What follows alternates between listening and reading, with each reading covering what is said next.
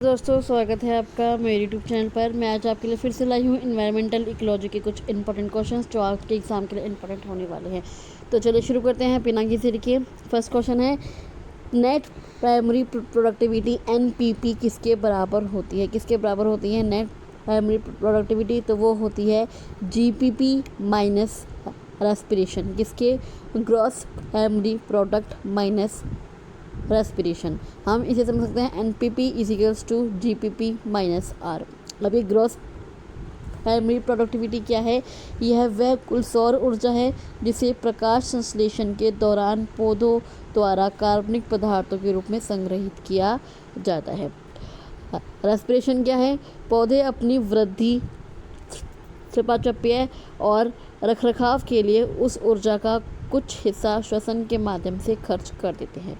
तो gross primary productivity होगी आपकी कुल इनकम। क्या होगी? आपकी कुल इनकम, आपकी कुल कमाई। रेस्पिरेशन क्या हो गया? रेस्पिरेशन हो गया एक्सपेंसेस की उन्होंने कितना खर्च किया है। और नेट प्राइमरी प्रोडक्टिविटी, श्वसन के बाद जो ऊर्जा या बायोगैस बायोमास पौधों में बचता है उसे NPP कहते हैं। तो ये हो गई आपकी सेविंग्स। क्या हो गई आपकी? सेविंग्स। नेक्स्ट क्वेश्चन आते हैं, इकोलॉजिकल पिरामिड ऑफ एनर्जी हमेशा किस प्रकार का होता है? क्या? इकोलॉजिकल पिरामिड ऑफ एनर्जी तो ये होता है सीधा। कैसा होता है? अपराइट ही होता है, सीधा। ऊर्जा हमेशा एक ही दिशा में प्रवाहित होती है, सूर्य से उत्पादकों की ओर, फिर वहाँ से फिर विभिन्न उपभोक्ताओं की ओर, जैसे शाकाहारी हो गई, मांसाहारी हो गई। ऊर्जा कभी भी वापस निचले स्तर पर नहीं लौटती। जब ऊर्जा एक पोषण स्तर से दूसरे स्तर पर जाती है तो प्रत्येक स्तर पर 90% ऊर्जा ऊष्मा के रूप में या जैविक क्रियाओं में खर्च हो जाती है। केवल 10% ऊर्जा ही अगले स्तर तक पहुंचती है। नेक्स्ट क्वेश्चन आता है, बायोमैग्निफिकेशन का प्रमुख प्रभाव किस पर पड़ता है? किसका? बायोमैग्निफिकेशन का, जैव आवर्धन का। तो वो पड़ता है शीर्ष उपभोक्ता पर। किस पर? शीर्ष उपभोक्ता पर। बायोमैग्निफिकेशन एक ऐसी प्रक्रिया है जिसमें कुछ हानिकारक प्रदूषक जैसे कीटनाशक हो गए, पारा हो गया या DDT हो गया, खाद्य श्रृंखला में आगे बढ़ते हुए प्रत्येक पोषण स्तर पर अधिक केंद्रित होते जाते हैं। ये क्यों है शीर्ष उपभोक्ता को क्यों प्रभावित करता है? ये प्रदूषक वसा में घुलनशील होते हैं और जीवों के शरीर द्वारा आसानी से बाहर नहीं निकले जा सकते या मेटाबोलाइज नहीं किया जा सकते। जब एक बड़ा जीव कई छोटे जीवों खाता है तो वह उन सभी छोटे जीवों में जमा प्रदूषकों को अपने शरीर में सोख लेता है। इसके हम एग्जाम्पल दे सकते हैं DDT का प्रभाव। पक्षियों में DDT की उच्च मात्रा के कारण उनके अंडों के छिलके पतले हो जाते हैं, जिससे उनकी आबादी कम होने लगती है। नेक्स्ट क्वेश्चन आते हैं, कीस्टोन स्पाइसेस क्या होते हैं? कौन? कीस्टोन स्पाइसेस क्या होते हैं? कीस्टोन प्रजाति क्या होती है? तो वो होती है आपकी परितंत्र में असामान्य रूप से अधिक प्रभाव डालने वाली प्रजाति। क्या होती है?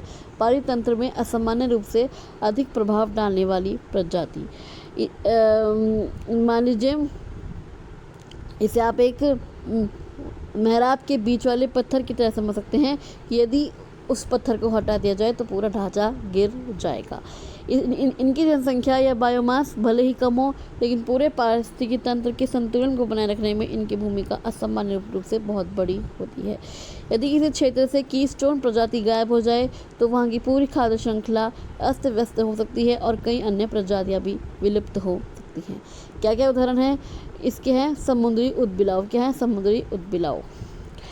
ये समुद्री अर्चिन को खाते हैं। अगर उदबिलाव ना हो तो अर्चिन की संख्या इतनी बढ़ जाएगी कि वे पूरे एल्प फॉरेस्ट, समुद्री घास के मैदान को नष्ट कर देंगे, जिससे वहाँ रहने वाले अन्य जीव बेघर हो जाएंगे। उसके बाद आता है भेड़िया और हाथी। सवाना घास के मैदानों में हाथी पेड़ों को उखाड़कर और झाड़ियों को खाकर घास के मैदान को जंगल में बदलने से रोकते हैं, जिससे घास पर निर्भर अन्य जानवरों का अस्तित्व बना रहता है। कि अगर हाथी ना हो तो फिर वो जंगल कैसे बनेंगे?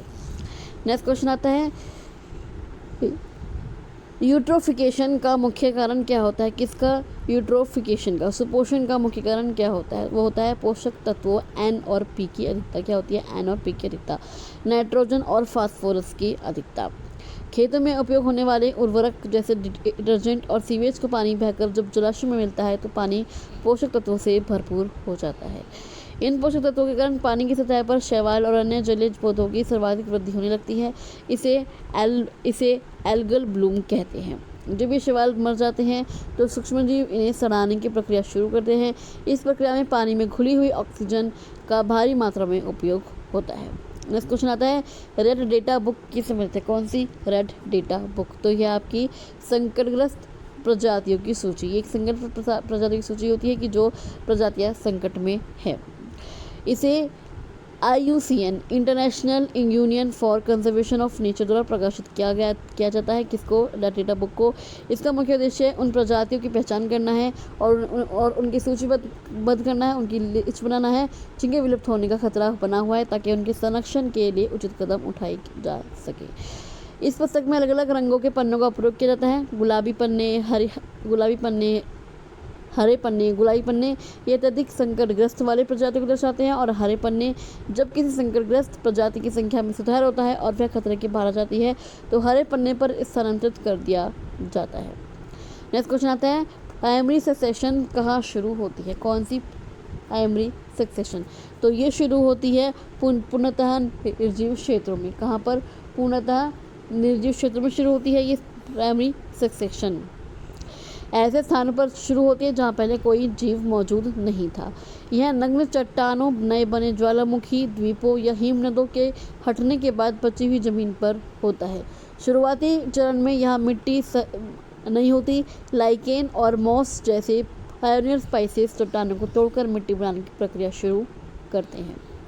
नेक्स्ट क्वेश्चन आता है, इकोटोन क्या होता है? क्या एकोटोन क्या होता है? तो वो होता है दो पारितंत्रों के बीच संक्रमण क्षेत्र। क्या होता है? दो पारितंत्रों के बीच संक्रमण क्षेत्र। यह वह क्षेत्र है जहाँ दो अलग अलग प्रकार के पारिस्थितिकी तंत्र मिलते हैं और एक दूसरे में विलीन होते हैं। यह एक सीमा रेखा की तरह नहीं बल्कि एक साझा क्षेत्र की तरह होता है। क्या क्या विशेषताएं होती हैं एकोटोन की? तो तनाव का क्षेत्र, इसमें दोनों तरफ के पारिस्थितिकी तंत्रों की स्थितियां मौजूद होती हैं, इसलिए यहाँ की परिस्थितियां काफ़ी विशिष्ट होती हैं। यहाँ अक्सर दोनों पड़ोसी पारिस्थितिकी तंत्रों की तुलना में अधिक प्रजातियाँ और अधिक जनसंख्या घनत्व पाया जाता है। मान लीजिए मैंग्रोव, यह समुद्री जलीय और स्थलीय जमीन पारिस्थितिकी तंत्र के बीच का एकोटोन है। घास के मैदान या रेगिस्तान और जंगल के बीच का संक्रमण क्षेत्र हो सकता है। नेक्स्ट क्वेश्चन आते हैं, नाइट्रिफिकेशन प्रक्रिया में क्या होता है? कौन सी नाइट्रिफिकेशन प्रक्रिया में क्या होता है? तो नाइट्रोजन चक्र का एक महत्वपूर्ण हिस्सा है। नाइट्रिफिकेशन नाइट्रोजन चक्र का एक महत्वपूर्ण हिस्सा है। इसमें अमोनिया को पौधों द्वारा ग्रहण किए जाने वाले योग्य रूपीय नाइट्रेट में बदला जाता है। तो क्या होता है इसमें? है आपका ऑप्शन बी, NH3 से NO2, NO2 से NO3।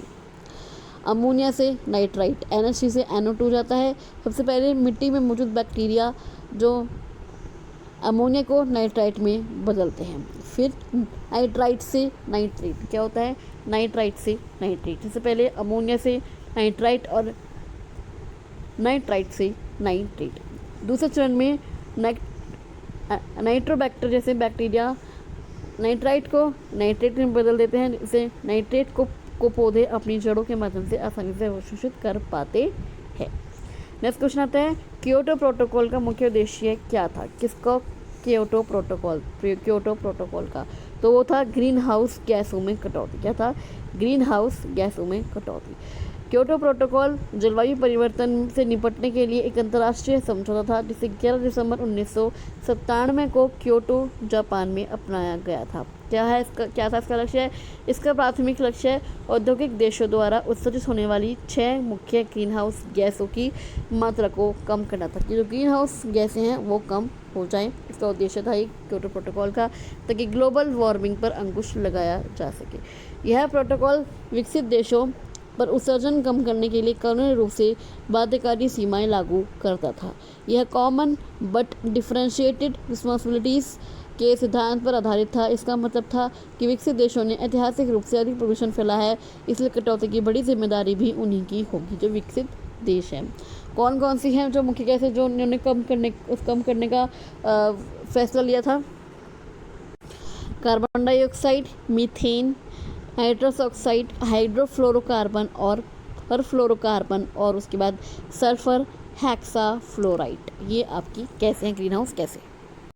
उसके बाद अगला क्वेश्चन है, पेरिस एग्रीमेंट का क्या लक्ष्य है? किसका? पेरिस एग्रीमेंट का क्या लक्ष्य है? तापमान वृद्धि को 2 डिग्री से नीचे रखना। जलवायु परिवर्तन से निपटने के लिए ऐतिहासिक वैश्विक समझौता है पेरिस समझौता, जिसे 2015 में COP21 के दौरान अपनाया गया था। क्या है इसका मुख्य लक्ष्य पेरिस समझौता का?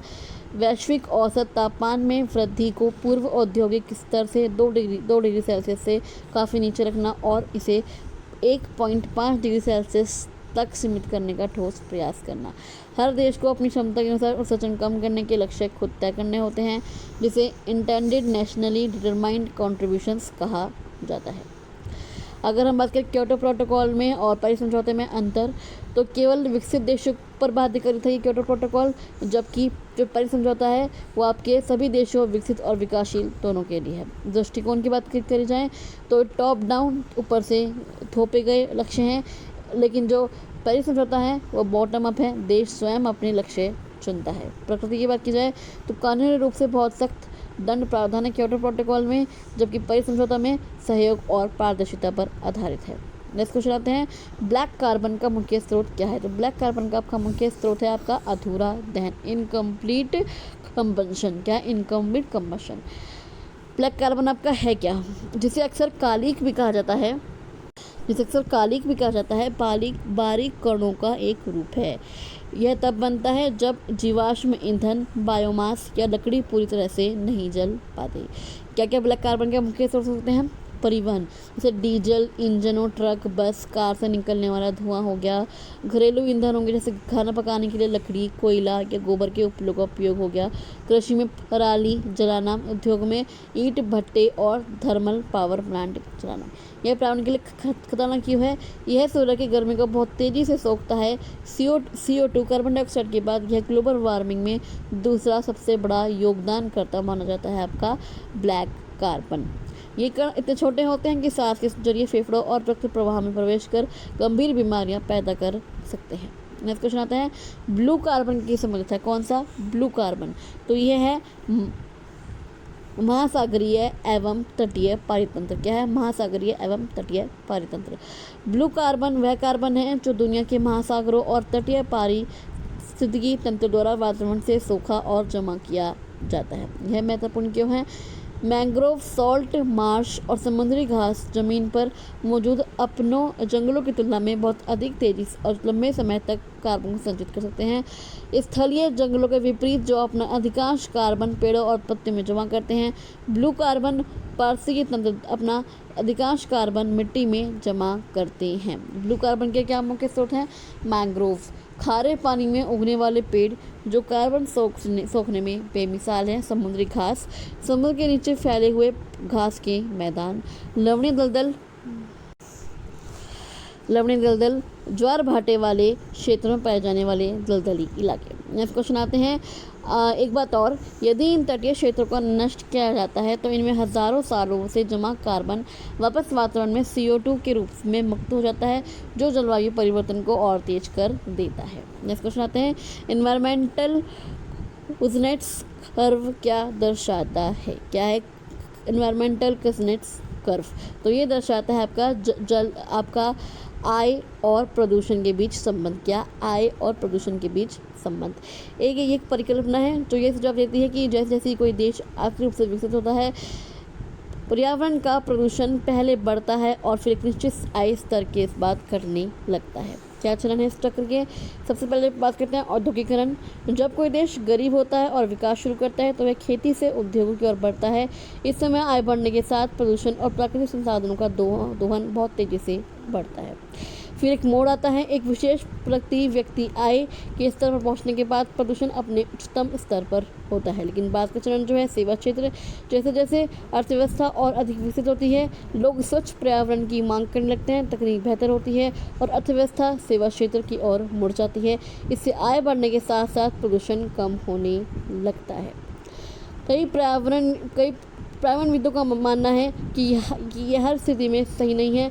कुछ प्रदूषक जैसे कार्बन डाइऑक्साइड हो गया, आय बढ़ने के साथ कम नहीं होते बल्कि बढ़ते रहते हैं जब तक कि सख्त वैश्विक नीतियां ना लागू की जाए। नेक्स्ट क्वेश्चन आता है, सर्कुलर इकोनॉमी का मुख्य सिद्धांत क्या है? किसका? सर्कुलर इकोनॉमी का मुख्य सिद्धांत तो वह रिड्यूस, रीयूज और रिसाइकिल। सर्कुलर इकोनॉमी चक्रीय अर्थव्यवस्था उत्पादन और उपभोग का ऐसा मॉडल है जिसमें संसाधनों का उपयोग इस प्रकार किया जाता है कि वे अधिक से अधिक समय तक उपयोग में बने रहें और अपशिष्ट वेस्ट भी कम से कम पैदा हो। 3 मुख्य स्तंभ में सर्कुलर इकोनॉमी के: design out waste, keep products in use and regenerate natural system. Design out waste उत्पादों को इस तरह डिज़ाइन करना कि उन्हें आसानी से ठीक किया जा सके या उनके ऊर्जा को फिर से इस्तेमाल किया जा सके। कीप प्रोडक्ट्स इन यूज़ वस्तुओं को फेंकने के बजाय उन्हें पुनः उपयोग या मरम्मत करके उनके जीवन काल को बढ़ाना। रीजनरेट नेचुरल सिस्टम्स प्राकृतिक संसाधनों का दोहन कम करना और पर्यावरण को पुनर्जीवित करना। तो चलिए, ये थे आज के क्वेश्चंस। आई होप आपको ये वीडियो अच्छी लगी होगी। आपको ये वीडियो कैसे लगी मुझे कमेंट बॉक्स में कमेंट करके ज़रूर बता देना। आप इस वीडियो को लाइक कर सकते हैं, शेयर कर सकते हैं और इस चैनल को सब्सक्राइब करके ज़रूर जाएगा। चलिए, मैं आपसे मिलती हूँ अगली वीडियो में। तब तक के लिए थैंक यू सो मच।